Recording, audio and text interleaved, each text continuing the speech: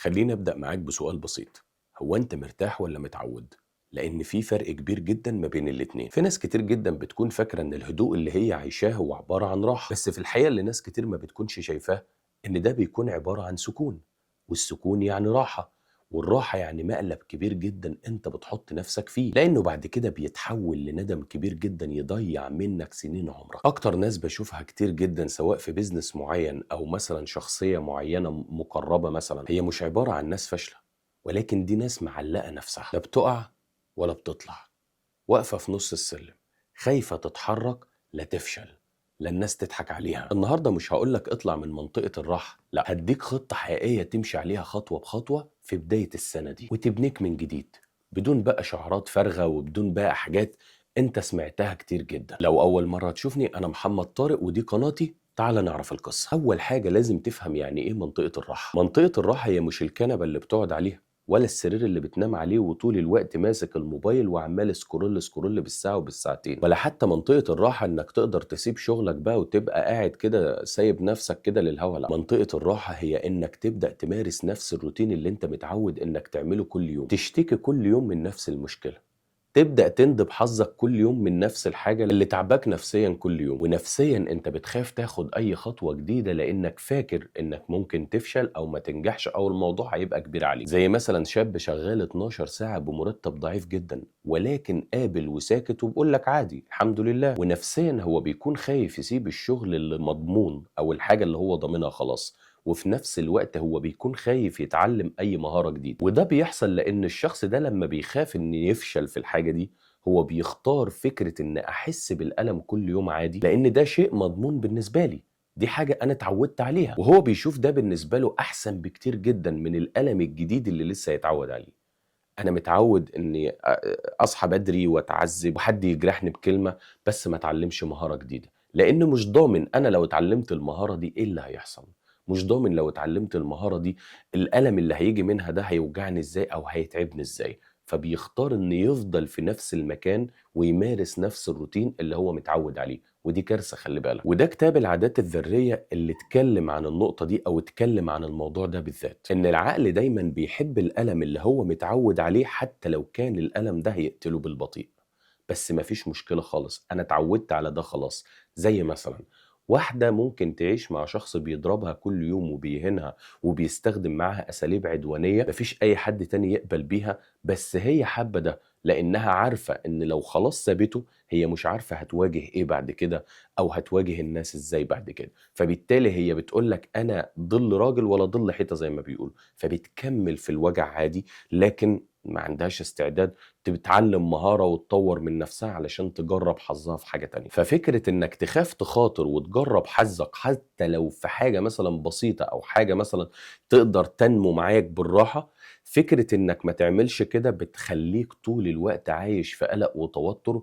وشوف ده بيولد عندك امراض مزمنة ازاي، وشوف ده بيهيج جهازك العصبي كل يوم ازاي، خصوصا في الفترة اللي احنا عايشين فيها دي. الحاجة التانية ليه دايما الخروج من منطقة الراحة بيكون حاجة مخيفة جدا؟ علشان ببساطة دماغك مش عايزك تنجح، هو عايزك تعيش في نفس السلوك وفي نفس الروتين اللي انت متعود عليه، عايزك تفضل قاعد في المنطقة دي، لأن نفسيا العقل البشري متبرمج على فكرة النجاة، مش متبرمج على فكرة التطور باستمرار أو إنه يحب التطور باستمرار. أي حاجة جديدة بالنسبة لعقلك هتيجي تمارسها مرة واحدة، للأسف الشديد ده بيمثل خطر كبير جدا عليه. حتى لو الحاجة اللي انت هتديها له دي، لو جيت تقول مثلا مرة واحدة أنا عايز أتعلم كورس إنجليزي، أنا عايز أفتح مشروع كذا، أول حاجة على طول بيبدأ يولد جواك أفكار إيه؟ والله أنا هاحتاج كورس إنجليزي ليه دلوقتي؟ طب إيه نخلّيها بعد شهر، بعد كذا، طب نعمل كذا الأول، طب نهتم بكذا الأول، لأ ال2000 أو ال3000 أو ال5000 أو ال10000 اللي هاصرفهم في الكورس الإنجليزي ده، أنا محتاج أحطهم في كذا، أنا محتاج أعمل بيهم كذا. والدليل على كده إنك بعد فلوسك ما بتتصرف إيه اللي بيحصل؟ بتبدأ تندم إنك ما أخدتش الكورس ده بعد 6 شهور، بعد سنة، وتقول أنا كان زماني دلوقتي في السنة دي خلاص اتعلمت الكورس ده أو أخدت الكورس ده. وساعتها يتولد جواك الندم، كان زماني عملت المشروع ده، وساعتها يتولد جواك الندم. لكن عقلك دايما لما بتيجي تديه مرة واحدة كده في حاجة هو مش متعود عليها، بيبدأ يولد جواك أساليب كتيرة جدًا تشتت عقلك وتخلق جوّه عقلك الهشاشة اللي بتساعده إن هو يتأثّر بأي حاجة نفسيًا تكون سلبية من الحاجات اللي إحنا بنشوفها سواء على السوشيال ميديا أو موقف ممكن يحصل في حياتك. علشان كده أقوى أسلوب يساعد عقلك في إنه دايمًا يقبل بالشيء اللي هو ممكن يشوفه أو اللي ممكن يحصل مثلًا دلوقتي، هي فكرة إنك أول ما تفكّر تعمل كذا، اعمل كذا على طول. لإنك لو ما عملتش كده هتلاقي دايمًا صوت جواك بيقول لك استنى مش وقته نعمل الحاجة دي، خلّيك زي ما أنت كده دلوقتي، خلّيك على نفس الروتين وخلّيك قابل بنفس الوظيفة وبنفس العيشة وبنفس كذا والحمد لله على كل حاجة يعني، بس أنا باتكلم على التطوّر. خلّيك زي ما أنت كده، الناس كلّها كده، الناس اللي حواليك كلّها عايشة بنفس العيشة، أنت الوحيد اللي هتيجي تعمل كذا يعني؟ طب أنت هتيجي تقول لي هل ده كسل؟ هل اللي أنا باحس بيه ده كسل مثلًا مخلّيني عايز أغيّر حاجة معيّنة؟ هاقول لك لازم تكون فاهم إن ده عبارة عن كسل متغلِّف في خوف، الخوف اللي جواك هو السبب في كل ده. الخوف من كذا ومن كذا وأطوّر من كذا ولا اتوجع من كذا، الألم من الحاجة دي أنا ما أعرفش هيكون عامل إزاي، ففكرة الخوف هي اللي مغيّرة وهي اللي مكسّرة كل الحاجات دي. تالت حاجة، أول خطوة حقيقية تخرّجك من منطقة الراحة دي وركّز فيها كويس جدًا، أول خطوة مش إنّك تنزل عن الروتين اللي أنت بتعمله مثلًا وتبدأ تقول إيه، أنا لازم أعمل حاجة جديدة.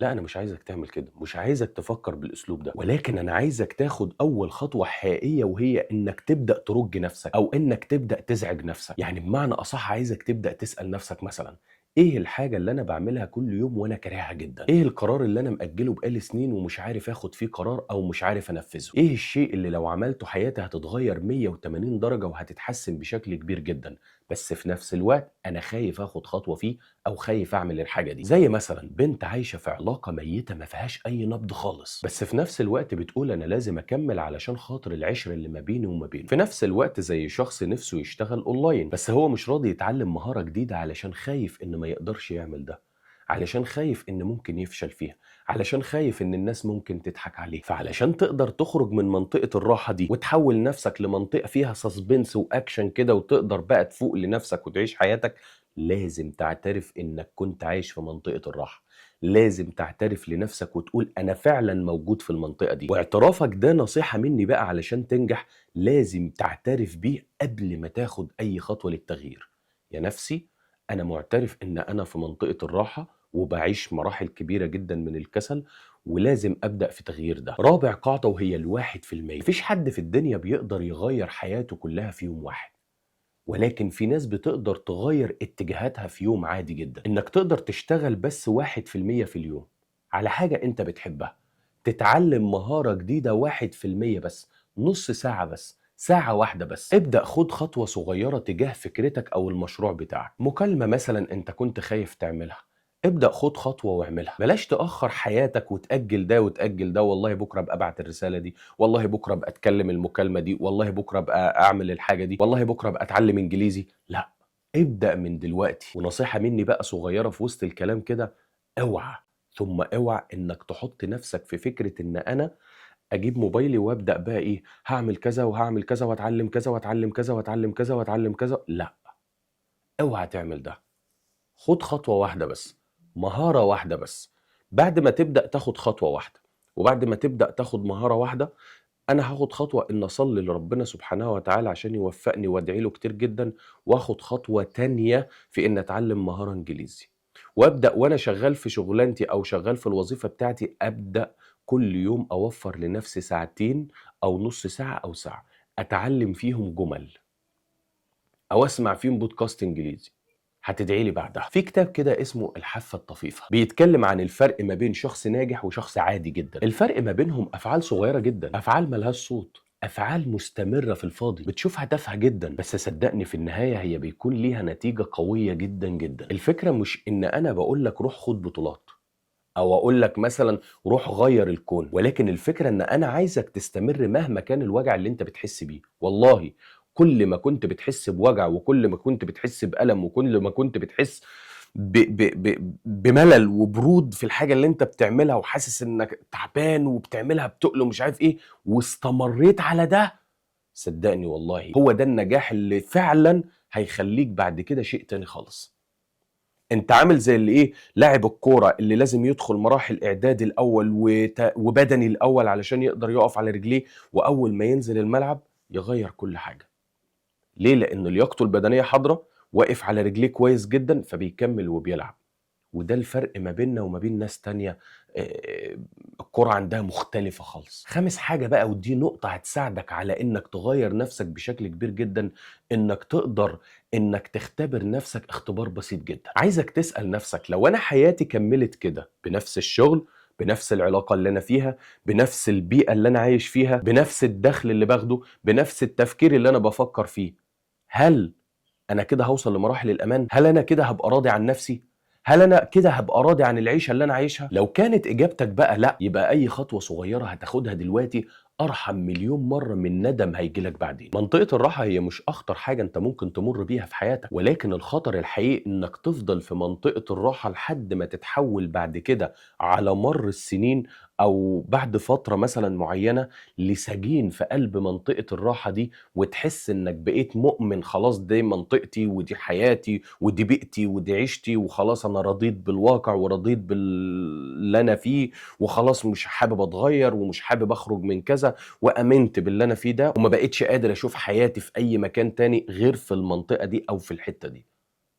فهتبقى عامل زي ايه بقى؟ عايش في منطقة مثلا الراحة بتاعتك ودي حدودها، تفضل بقى في منطقة الراحة تخرج بقى من هنا لهنا ومن هنا لهنا وهكذا، تفضل في الدايرة دي لحد ما تمر عليك السنين وتكتشف ان في ناس كانت في نفس بيئتك، ان في ناس كانت موجودة معاك، ان في ناس كانت بتتكلم بطريقتك، ان في ناس كانت بتفكر بطريقتك، ولكن غيرت من نفسها 180 درجة. ليه؟ لانها شافت وسألت نفسها، هل انا في البيئة دي او المنطقة دي بعد 5 سنين هبقى راضي عن نفسي؟ لا، مش هبقى راضي عن نفسي. يبقى أنا في الوقت ده لما تكون إجابتي لأ، أبدأ في التغيير فورا في سنة 2026 قبل ما تدخل السنة الجاية. النقطة اللي بعد كده وهي رقم 6، علشان تقدر تطور من نفسك وعلشان تقدر تنجح ويكون معاك فلوس، لازم تسأل نفسك، هل المحيط اللي أنا عايش فيه ده بيطلعني ولا بينزلني؟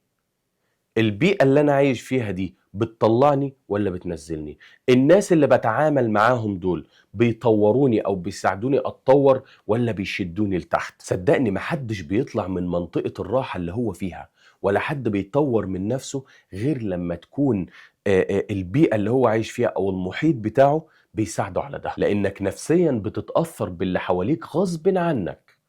لازم هتتأثر بيهم، هتتأثر بطباعهم، هتتأثر بشخصيتهم، هتتأثر بطريقة تفكيرهم. فلو كان المحيط بتاعك هو إيجابي فأنت هتطلع لفوق، لو كان المحيط بتاعك سلبي فأنت للأسف الشديد هتنزل تحت. علشان كده لازم تبدأ في السنة الجديدة إنك تتعلم مهارة علشان تبقى موجود في محيط يساعدك إنك تطلع لفوق، يساعدك انك تغير طريقة تفكيرك، يساعدك انك تشتغل على نفسك طول الوقت. فعلى سبيل المثال كده، غير المحتوى اللي انت بتسمعه على طول لمحتوى يكون ايجابي، محتوى يساعدك انك تطور من نفسك. غير مثلا الناس اللي بتقعد معاهم لناس مثلا بتتكلم في الدين، ناس مثلا بتتكلم في ازاي تطور من نفسك، ناس مثلا بتتكلم ازاي تقدر تفتح مشروع، ناس مثلا عندها خبرات كتير جدا في مجالات هي نجحت فيها كتير جدا. غير الحوارات اللي عمال تدخل فيها كتير جدا بدون فايدة، بدون ما بتستفاد اي حاجة. غير انك تضيع وقتك على التليفون في حاجات انت عمال تقلب فيها 24 ساعة وانت بتستفادش حاجة. ما هو ده كل ده محيطك، كل ده محيطك اللي لازم تغيره.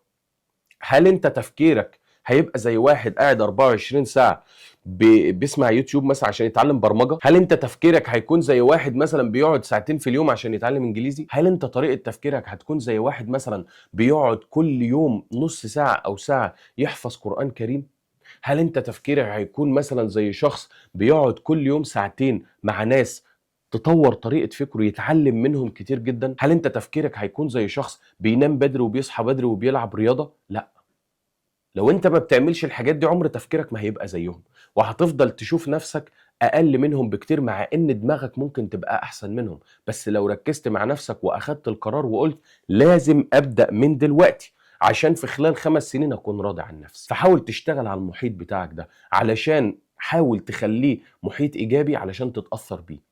وتقدر تنجح وطريقة فكرك تتطور. حاول تعمل اللي بقولك عليه دلوقتي علشان تقف على رجلك. في النهاية عايز أقولك حاجة مهمة جدا، محدش في الدنيا دي هينقذك، ولا لحظة مناسبة هتيجي، ولا حتى الخوف هيختفي من حياتك. بس في لحظة أنت تقدر تكون فيها النسخة المريحة لنفسك، وتبدأ تكون النسخة القوية والحقيقية اللي تريحك نفسيا. عمر ما كان الخروج من منطقة الراحة هو رفاهية، ولكن ده بيكون شرط أساسي علشان تحارب الزمن، علشان تحارب الوقت اللي أنت بتمر بيه، علشان تقدر تكسب كل حاجة بدل ما بتضيع وقتك في حاجات ملهاش لازمة. وبعد سنة أو 2 أو 5 أو 10 تكتشف إنك ضيعت الكمية الكبيرة دي من الوقت في حاجات كتير جدا ملهاش لازمة، في علاقات كتير جدا ما استفدتش منها حاجة غير وجع قلبك، في مشاريع فشلت فيها وأنت أصلا ما حاربتش علشانها، في حاجات أنت كان المفروض تتعلمها علشان تكون في حتة تانية وأنت ما ساعدتش نفسك إنك تتعلم أو تدي فرصة إنك تتعلم أو تطور من نفسك في حاجة زي دي. أيا كان تعليمك ابدأ وتعلم وغير. صدقني لو بدأت صغير وبدأت خايف وبدأت بمرتبك الصغير اللي مش راضي عنه دلوقتي، صدقني وقدرت انك تكتسب مهارة جديدة في سنة جديدة، كل سنة وانتم طيبين 2026، حياتك هتتغير 180 درجة. ما تستناش انك تبدأ كبير، ما تستناش الخوف من جواك يروح علشان تبدأ، ما تستناش ان العلاقة اللي انت فيها تبقى كويسة علشان خاطر تبدأ ترتاح نفسيا. لا، ابدأ وانت خايف، ابدأ وانت موجوع، غير من نفسك، ابدأ وانت صغير، طور من نفسك علشان تكبر. ابدأ وانت موظف وبتاخد راتب قد كده، اكسب مهارة، او ابدأ وانت طالب حاول تكسب مهارة تساعدك انك تغير من نفسك ويبقى معاك فلوس، علشان اما توصل للسن اللي انت عايزه تقدر تتجوز وتسافر وتعمل كل اللي انت عايزه وانت مرتاح جدا جدا جدا، حتى ما تحسش وقتها ان عندك طاقة الهروب، انك عايز تهرب من كل حاجة انت حطيت نفسك فيها. لو حاسس انك لسه واقف مكانك ومش قادر تاخد اي خطوة، اكتب لي في الكومنتات ايه اكتر حاجة مخوفاك. ولو حاسس انك كنت بتمر بالظروف دي، اكتب للناس التانية في كومنت انت مريت بالمرحلة دي ازاي وعملت ايه، او ايه التجربة اللي مريت بيها، علشان كلنا نستفاد من بعض في الاول وفي الاخر.